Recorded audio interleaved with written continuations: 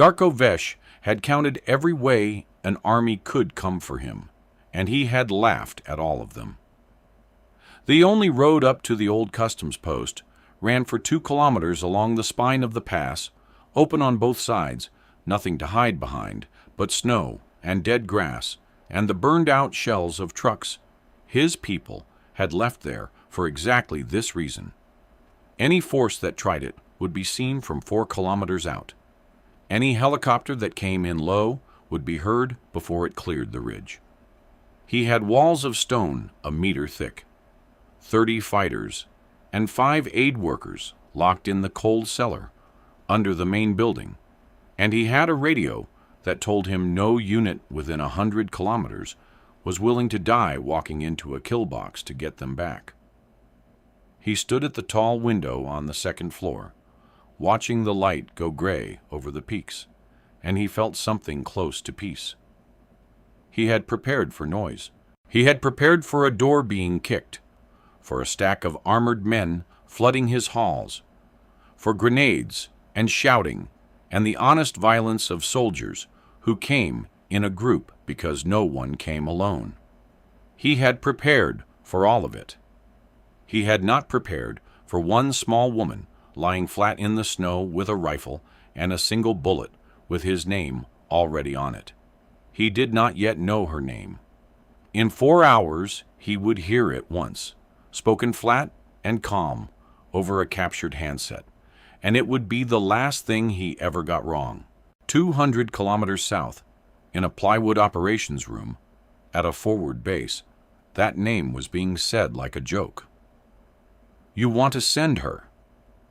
Sergeant First Class Ivo Farrow laughed. And it wasn't a kind laugh. "That's the plan. That's what we've got.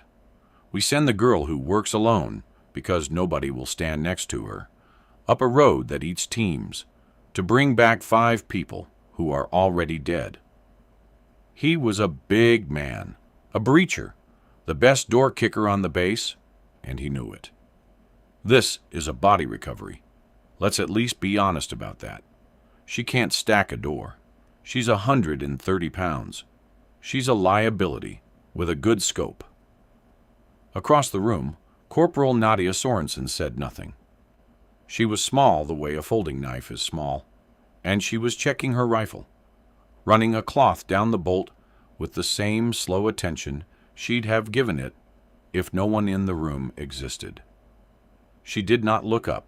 She had heard all of this before, in one form or another, her whole career, and she had learned a long time ago that the men who talked the most were rarely the ones you wanted beside you when it got quiet. She seated around, felt the click travel up through the metal into her hands, and let her breathing settle. She already knew she was going. She had known since the first report came in. Everyone else in the room was still catching up. Before we go any further, if you like stories about the people the world writes off, the ones who get counted out and then rewrite the whole equation, do me a favor and hit subscribe, because that is the only reason a channel like this survives. Drop the name of your city in the comments so I know where in the world you're listening from tonight. I read every one and stayed to the end, because there is a moment near the top of that pass, with the light almost gone and one hostage left, where everything this woman was ever told about herself gets answered in the space between 2 heartbeats, and you are going to want to be there when it lands. This is a story that traveled a long way to reach you. Let's get into it.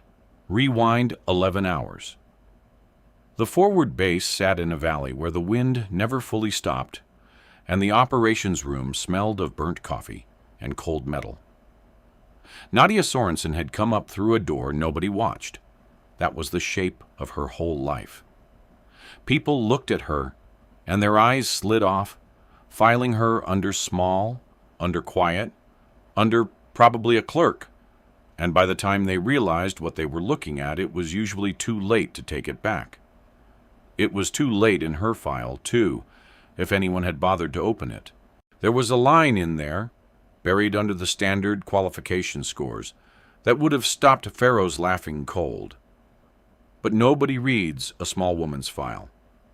That was the whole engine of her life, and she had stopped being angry about it years ago and started using it instead. Being underestimated, she had decided, was not an insult.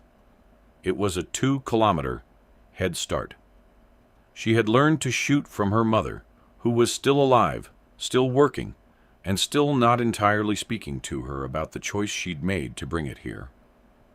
Her mother did large animal control in a hard, cold county back home. Culls, injured livestock, the wounded elk that wandered onto the highway in winter and had to be ended before they suffered. It was not sport. Her mother hated sport shooting the way a surgeon hates a magician. A good shot ends things, Nadia, she used to say, over the barrel of a rifle in a frozen field, her breath hanging in the air. It doesn't start them. You take it because something is hurting, and you are the one who can stop the hurting cleanly. Not to prove you can. Never twice. Once clean, and you carry it. She had taught Nadia to fire on the pause between heartbeats, not holding the breath, not forcing it, just finding the small, still water between one beat and the next, and letting the round go there, in the quiet. Nadia had carried that into a uniform her mother never wanted her to wear. She did not carry a keepsake. She carried the pause. That was the whole inheritance, and it was enough. That afternoon, she had sat alone with the surveillance feed, while Pharaoh's team argued about the road. There was an ISR drone circling the pass, and for 6 minutes, she watched Darko Vesh move through his own compound on the screen, and she saw the thing that everyone else in the room, staring at the same feed, missed completely. Every time he gave an order to the men on the far wall, he lifted a handheld radio and tilted his head hard to the left, turning his face into the collar of his coat against the wind, holding it there for a full second while he spoke. It was nothing. It was a habit. She wrote it down anyway, in the small notebook she kept, because her mother had also taught her that the animal always tells you what it's going to do a half second before it does it. And you have to be watching the whole thing, not the part you expect. She did not yet know she had just written down the answer to a question no one had asked yet. The witness to what she was that day was a 19-year-old signal specialist named Cole Hollis, who ran the radio in the operations room and had never seen combat. He watched her prep her gear on the folding table in the corner, and he could not have told you what he was looking at, only that it was different from everyone else. The other operators geared up loud, cinching straps, slapping magazines, talking. She laid every piece of her kit out in a line, and touched each one, and moved it exactly 2 inches, and touched it again. And her lips moved, counting, and her hands never once hurried, and never once shook. "What's she doing?" Hollis asked the operator next to him, and the man shrugged. "Weird stuff. She always does that."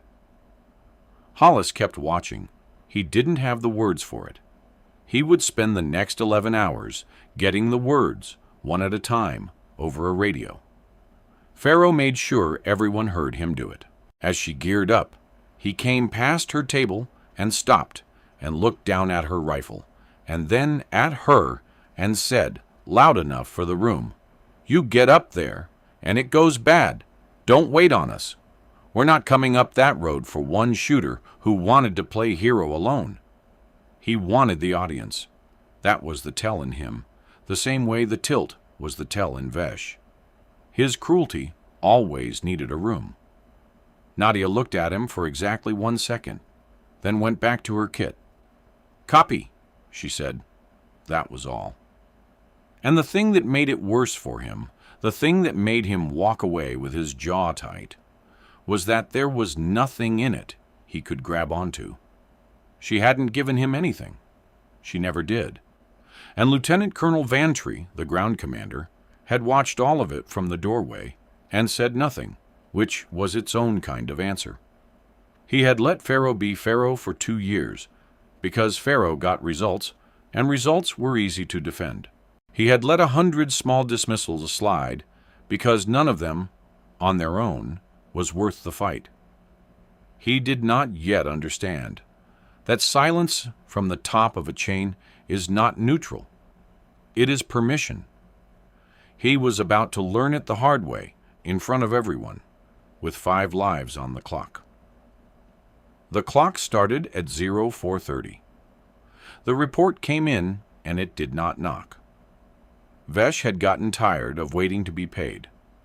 He put a demand on an open channel, money and safe passage by first light. Or he would begin executing the aid workers one at a time, on the hour, starting with the injured one, and he named which one. Command spun up every option it had, and every option died on the same road. A vehicle assault would be seen from 4 kilometers and cut apart in the open. A helicopter insertion into that pass, in that wind, at night, was a coin flip nobody would call. A team on foot up the kill box would take losses just getting to the wall, and by then, the hostages would be dead in the cellar. Every plan ran into the same 2 kilometers of open ground, and the room got quieter and quieter until it was just the hum of the radios and the sound of Vantry breathing through his nose.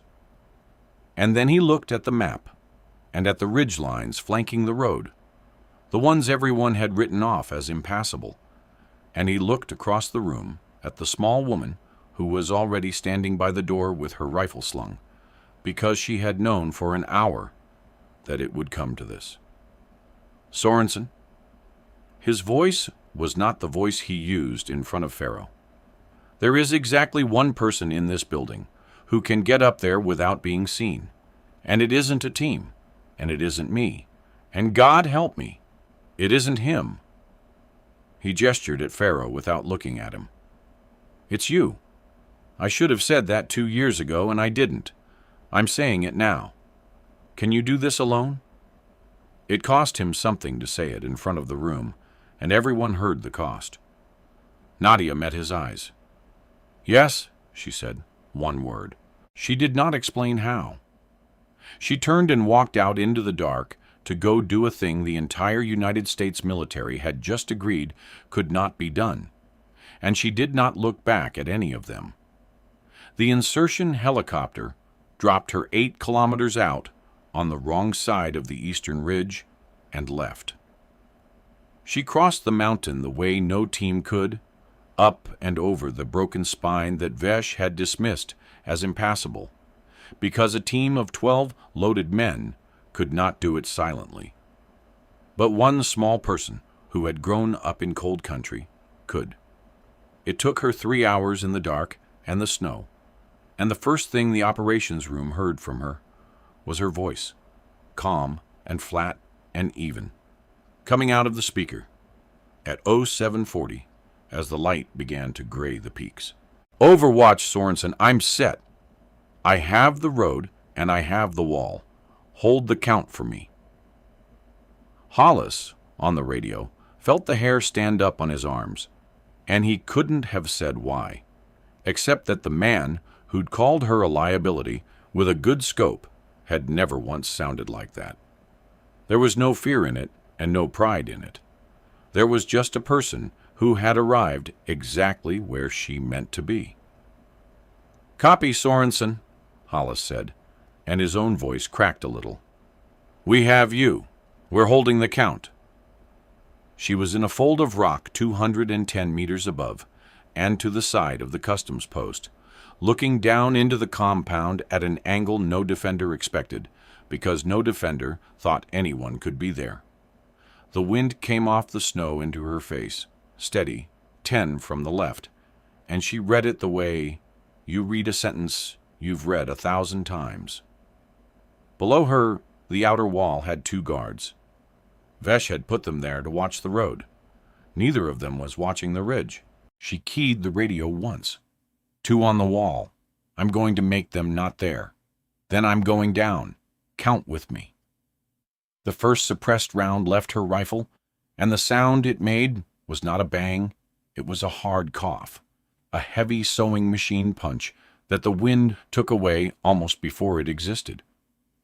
On the wall, one guard sat down against the stone like a man who had suddenly needed to rest and did not get up again. 1, said Hollis in the operations room, and wrote it down. The second guard turned toward his partner, confused, and the rifle coughed again. 2. The whole compound had heard nothing but wind. Then she was moving down the rock, fast and low, and this is where it got close for the first time. She came off the last ledge into the compound's blind corner, and a third man was there, right there, 6 feet away, a fighter who had stepped out to relieve himself against the wall, and now stood staring at a small figure that had fallen out of the mountain. For a half-second, neither of them moved. She saw his eyes go wide, saw his mouth start to open to shout, saw his hand drop toward the rifle slung across his chest, and she felt the cold stone under her boots and the wind at her back, and the whole world narrowed to the distance between his hand and his weapon, and she did the arithmetic without thinking it, the way you catch a falling glass before you know you've reached for it. Her own rifle was long, too long for this, no time to bring it up. She stepped inside his reach instead, the small size that Pharaoh had mocked turning into pure speed, and the man's shout never came out, and 3 seconds later he was on the ground, and the compound was still quiet, and she was already moving again, breathing slow, hands steady. 3, she said into the radio, because she wanted the count kept honest, even when it was ugly and close. Hollis wrote it down with a hand that had started to shake, and did not understand yet that he was listening to something he would tell his grandchildren about. Inside the main building, the fighting became fast and layered and hard to hear as one sound.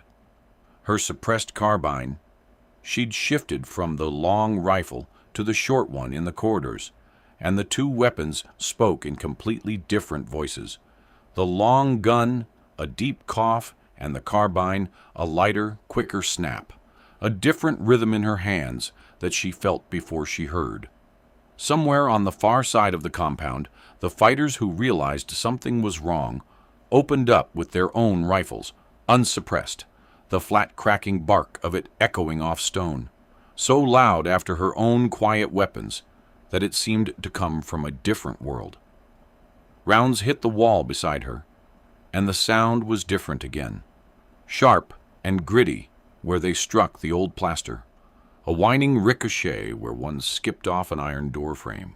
She moved through it, reading the building the way she'd read the wind, 1 room at a time.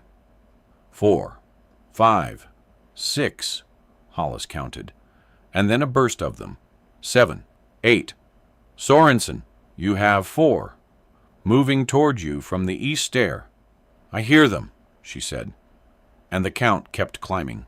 9, 10, 11, 12, each one a man who had been sure that no one would come alone up a road that 8 teams. She reached the cellar door, and this was the second time it went bad.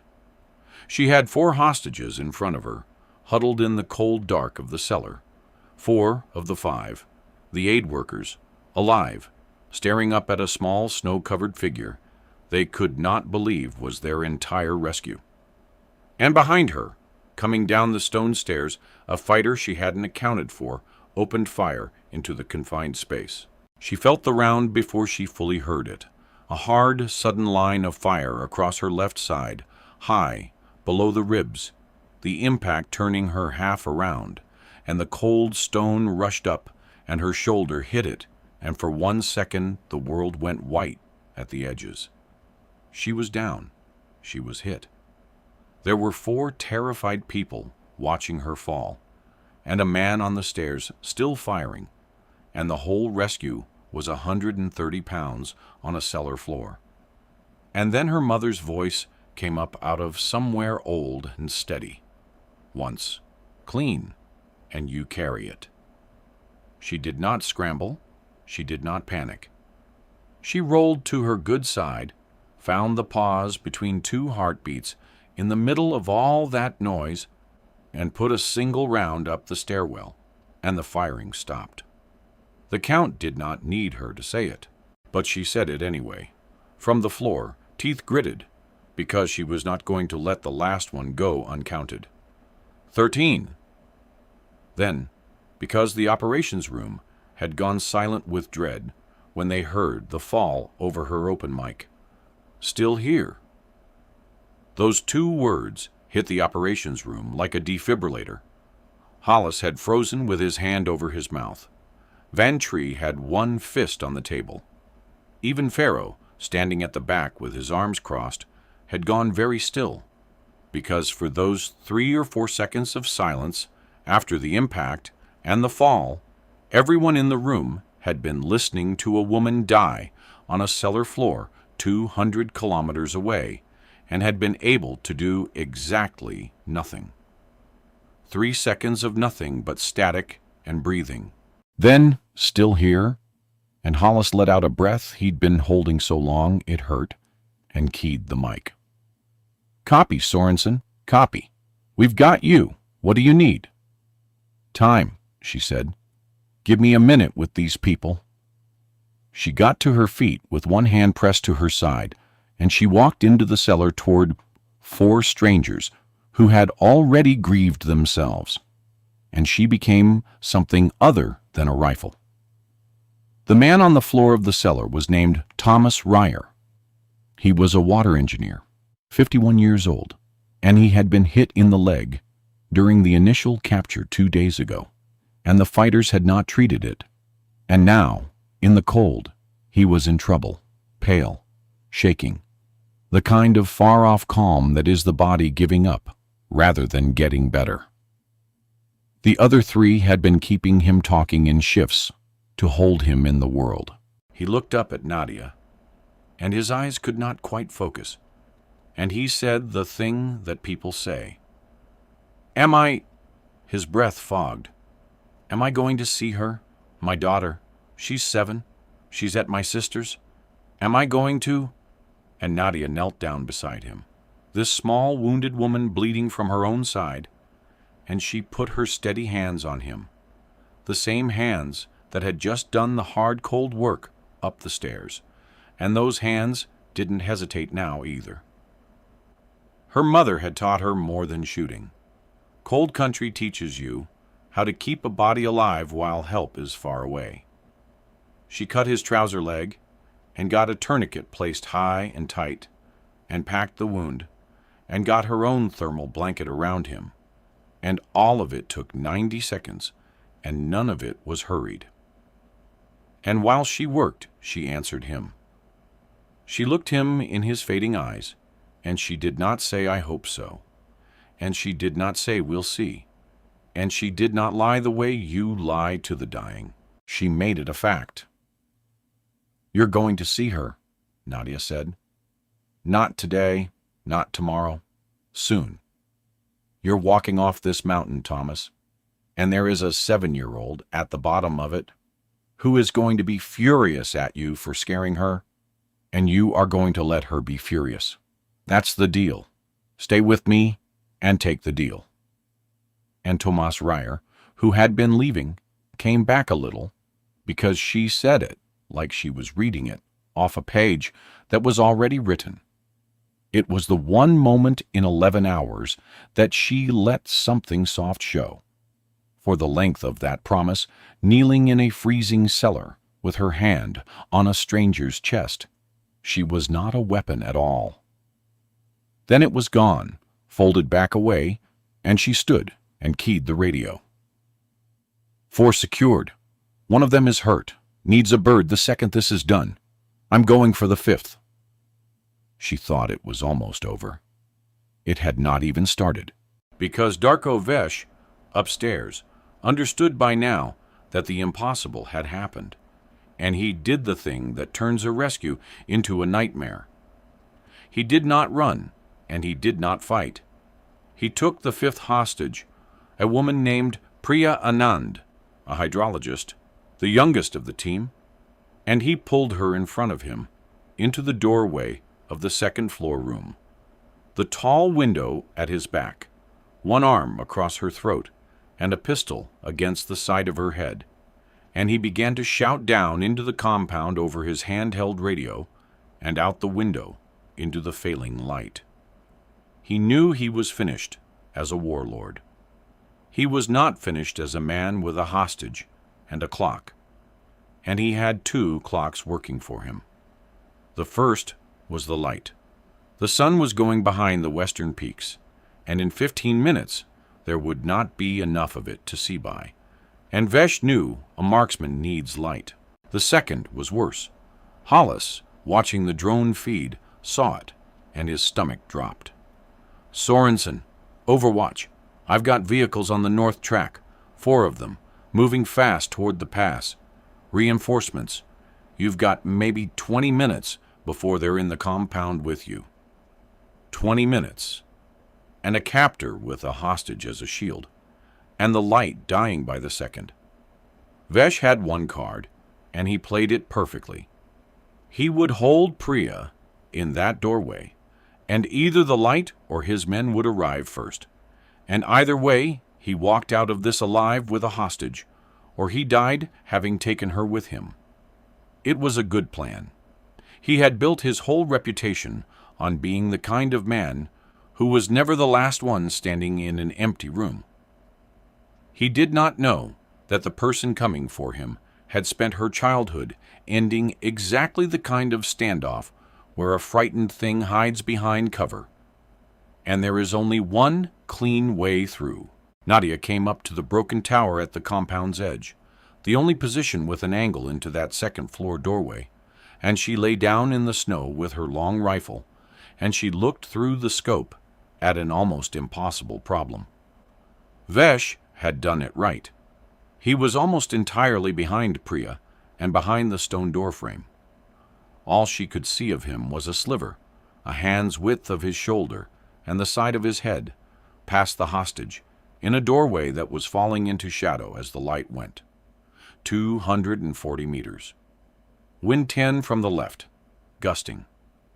A hostage's head 6 inches from the only part of the target she could hit, and the light draining out of the world so fast she could watch it go. There was no team to call it. There was no spotter to read the wind for her or tell her when the window opened. There was no voice in her ear but her own. Everything her whole career had insulated her from, the not being trusted, the working alone, the being handed the jobs no one would stand next to her for, had been training for this exact minute, when the read had to come from her and no one else, and the only person she could trust to make the call was the one lying in the snow. She watched him. That was the whole thing, and it was the hardest thing, because the light was going, and every second she waited, she lost. And the easy answer, the loud answer, the Pharaoh answer, was to take the sliver shot now, fast, and pray it missed the hostage. Her mother's voice, "You fire because someone needs you to, and not a second before." She held. She watched Vesh through the scope, the way she had watched the animal in the field, the way she had watched him for 6 minutes on a screen a lifetime ago that afternoon. And she waited for him to tell her what he was going to do a half-second before he did it. And then she saw it. He lifted the handheld radio to shout an order at the reinforcements on the north track, and he tilted his head hard to the left, turning his face into his collar against the wind, holding it there, the exact habit she had written down in a plywood room 200 kilometers away, the tell everyone else had looked straight past. When he tilted, his head came off Priya's, and his shoulder came forward out of the doorframe. And for a fraction of a second, not a repeating window, not a rhythm she could count off. A single one-time exposure that would close the instant he lowered the radio. The sliver she needed opened up, 6 clean inches away from the hostage, and it would never open the same way twice. In the operations room, they had all seen it coming on the drone feed, and none of them could reach her in time to say it. And it was Pharaoh. Pharaoh, the man who had called her a body recovery, standing at the back with his arms crossed, who broke first. Nobody had ordered him to. He crossed the room in 3 strides and took the handset out of Hollis's hand. And for a second, he just held it.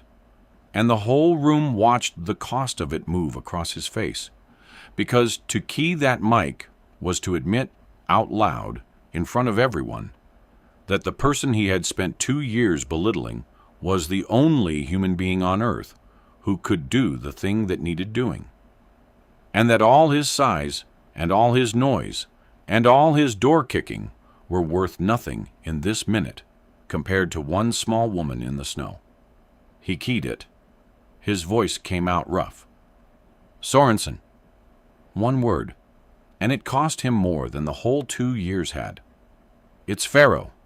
There's a hostage 6 inches off the target, and the light's gone, and reinforcements are 8 minutes out, and there is nobody else. It's your shot. It's only ever been your shot. Take it, or don't, but it's yours. The room did not breathe. Hollis had tears on his face. Vantry had turned away toward the map so no one would see his. Somewhere 200 kilometers up a mountain. A woman who had been told her whole career that she was too small and too alone heard the loudest man on the base say her name like it was the only name that mattered. And she did not answer him because she was already gone, already down inside the pause. She had the sliver. She had the wind, 10 from the left, and she had already dialed it, already held for it, her hands doing arithmetic that had become as automatic as breathing. She had almost no light. She was shooting into shadow now. The doorway a smear of gray. The sliver of Vesh's shoulder, darker gray against it. And she was reading shape and memory, as much as sight.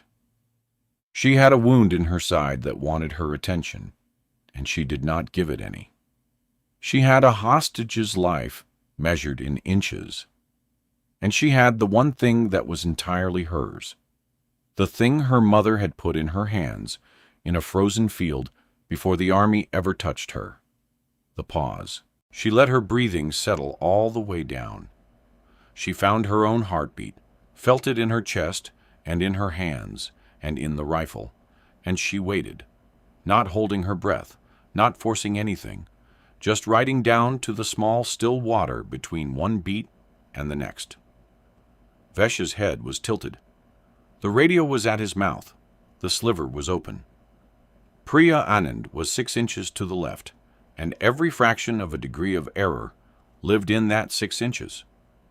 Nadia found the space between 2 heartbeats, and in that quiet, where nothing in her body moved at all, she pressed the shot.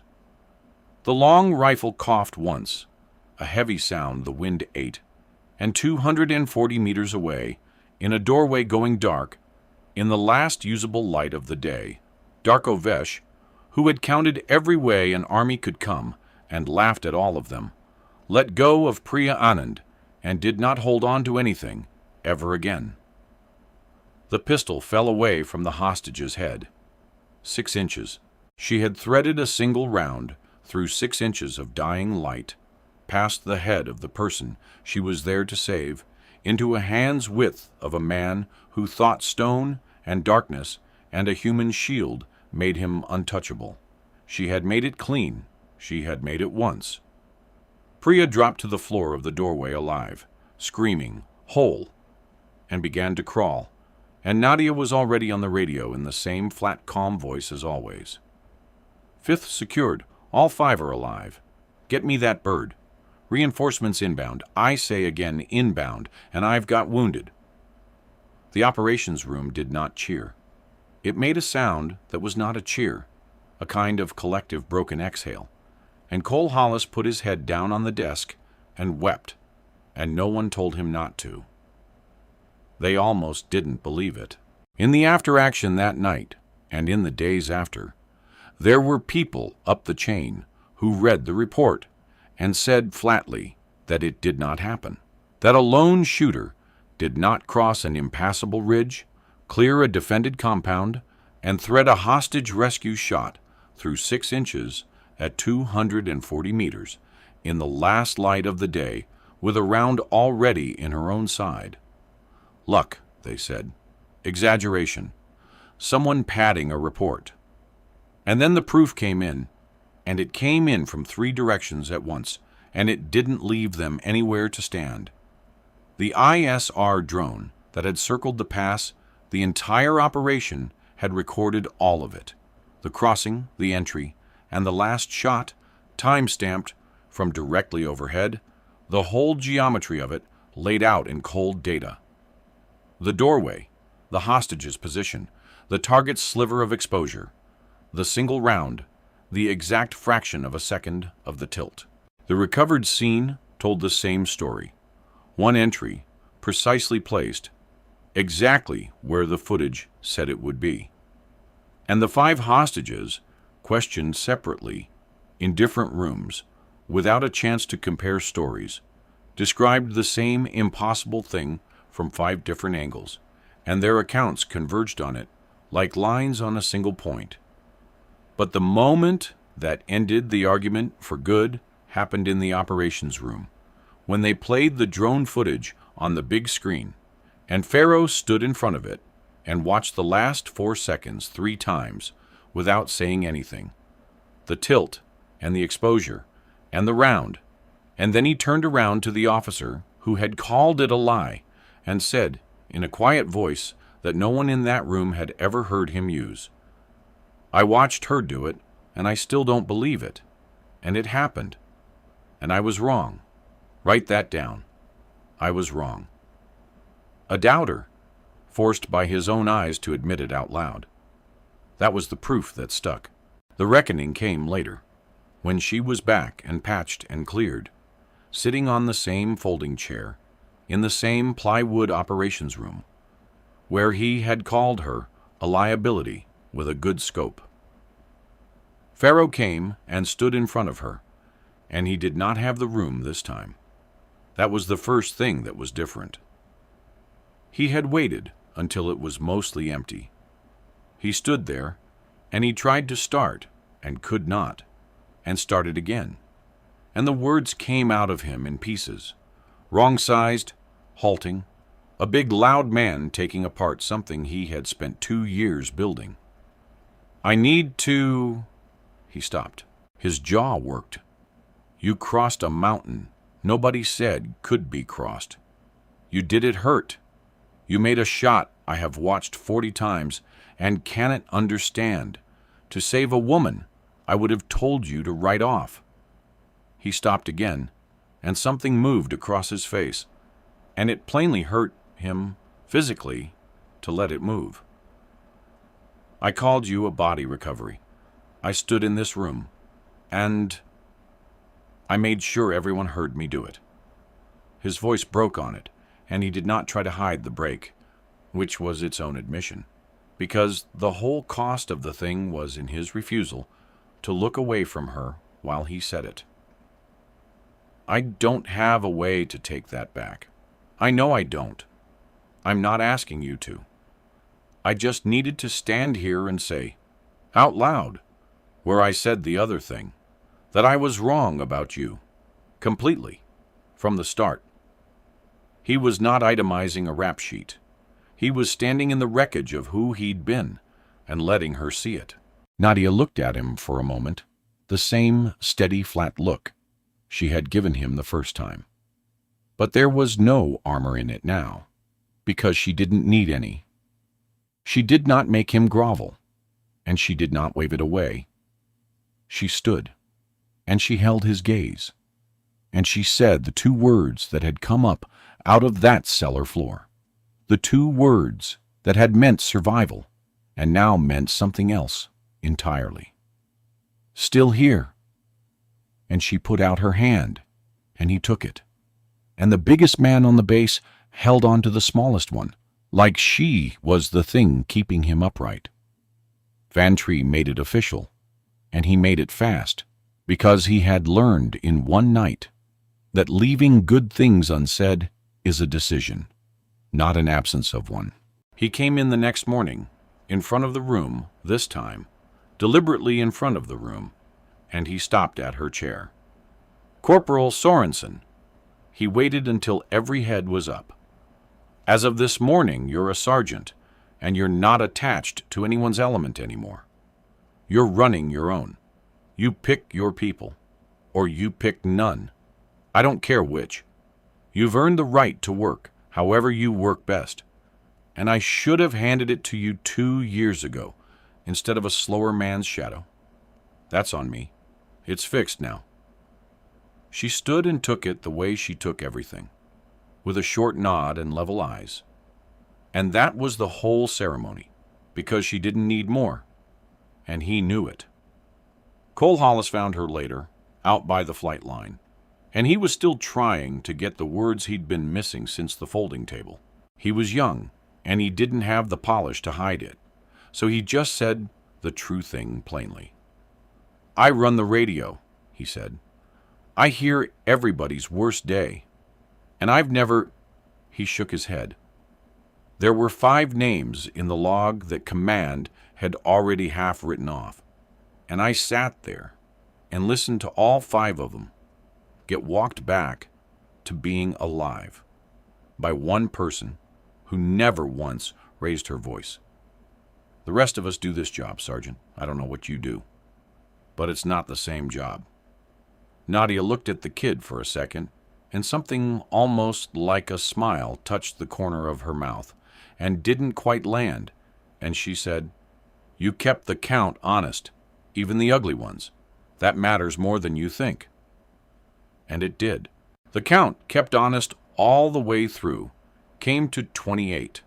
28 fighters, from the 2 on the wall to the man in the doorway, tracked one at a time by a 19-year-old with a shaking hand and a grease pencil, separate and apart from the one shot that had actually saved anyone. Because the 28 was the arithmetic of the fight. The thing that saved 5 lives was not a number. It was a single round, placed once, cleanly, exactly where it needed to be and nowhere else. She talked to Priya Anand once, before the hydrologist flew home, and Priya asked her the question that had been in every report and every doubter's mouth. "Why did you wait? You had a shot for almost a minute. I felt him move a dozen times. Why did you wait for that one?" And Nadia gave her the only answer that was true, the one her mother had put in her hands in a frozen field, the things she believed about the whole terrible skill she'd been given. "Because any of the earlier ones might have hit you." She said it simply. "The shot's not the hard part. The waiting until you're sure it only touches the thing that has to be touched. That's the hard part. That's the whole part. You don't fire to prove you can.